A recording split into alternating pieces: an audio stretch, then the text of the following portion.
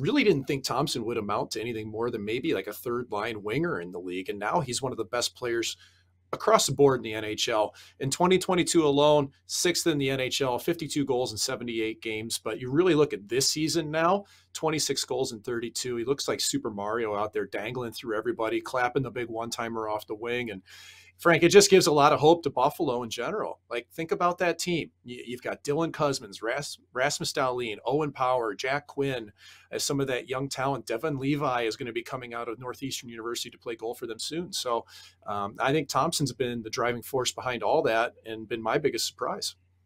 Yeah, the future is bright in Buffalo. I think that's the first time we can say that with confidence now, at least in the last decade or so.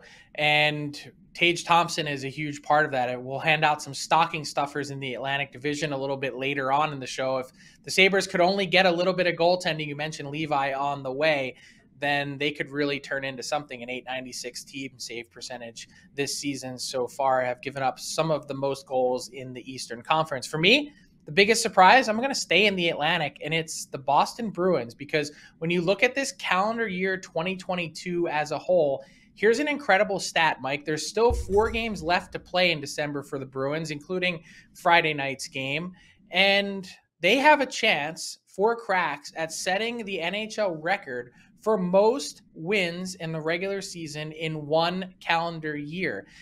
They will have 92 games. The teams that are ahead of them, Pittsburgh and Chicago, both did 64 and 65 wins in 90 games. So just a little perspective there, but it speaks to how impressive and consistent Boston has been, not just this season, but I guess since they lost in the first round last year, I didn't quite put together, even knowing that they had a 107-point season last year, just how strong they finished to be in this type of spot, to be able to set potentially a new NHL record. The Bruins have just been a beast.